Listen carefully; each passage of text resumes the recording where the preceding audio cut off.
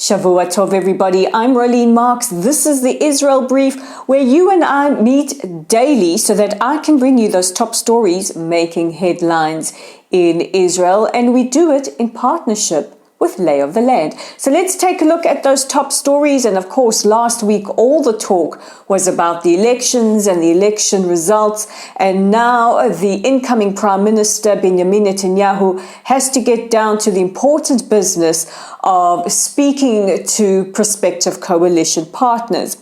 So while we are only expecting President Herzog to tap Benjamin Netanyahu and then other party leaders on Wednesday, Netanyahu has already started meeting with his partners. Now, yesterday he met with Bezalel Smotrich of the National Religious, and he is expected to meet with Itamar Ben-Gvir, also of the National Religious Party, later today. It is expected that Ben-Gvir will push for the Education Ministry. Now, the extraordinary showing of the National Religious in the election results have prompted a lot of concern, not just here in Israel, amongst many Israelis, but amongst many Western leaders and administrations as well, who've cautioned that they are very reluctant to deal with Ben-Gvir and Smotrich. Meanwhile, Smotrich yesterday came under a lot of fire for saying that he believes the Shin Bet were responsible for the assassination of our late Prime Minister Yitzhak Rabin.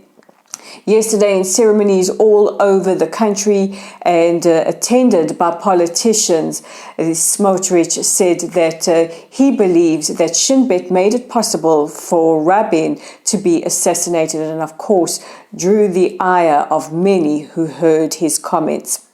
Meanwhile, French President Macron has invited Benjamin Netanyahu to visit Paris soon. This came during a phone call of congratulations yesterday.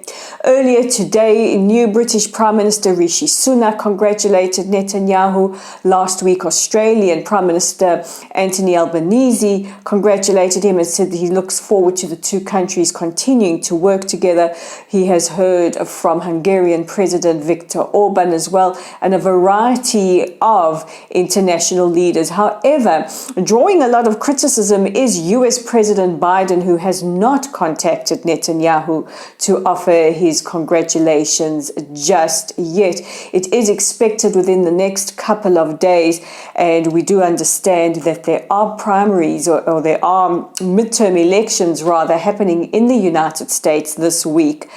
Meanwhile, the Secretary of State, Antony Blinken, phoned Prime Minister Yair Lapid to talk about the election results and also cautioned about ongoing violence in the West Bank.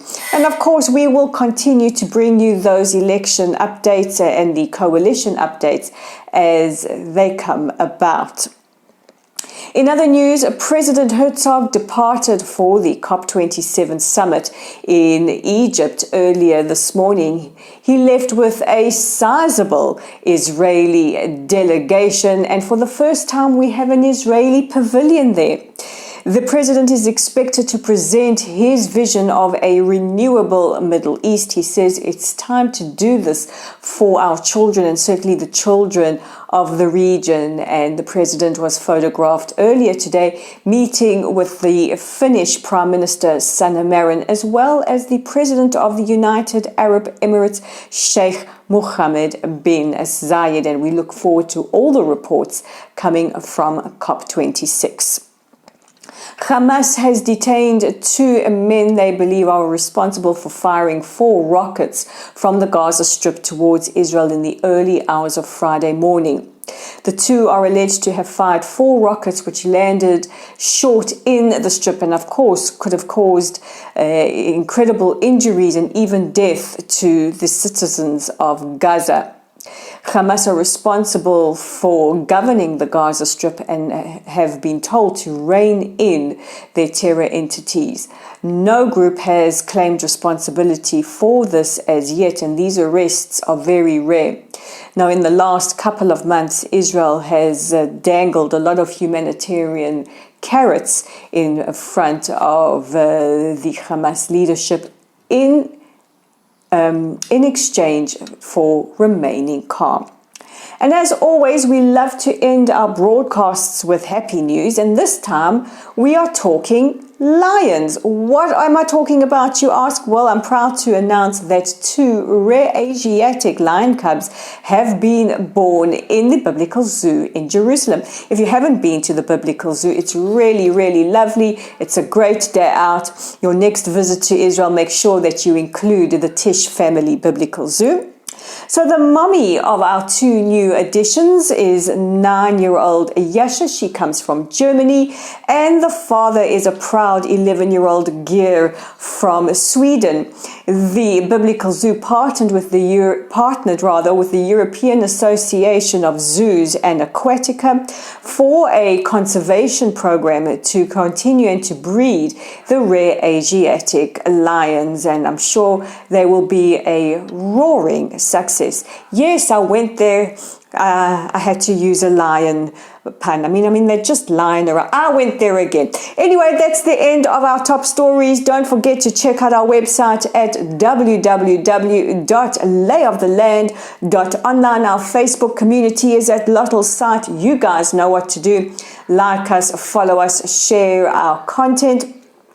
Our YouTube channel is at the Israel Brief. We would love it if you click on that red subscribe button. And our Twitter handle is at layoftheland5. I'm Rolene Marks. This is the Israel Brief. And don't forget to join me again tomorrow for your top stories.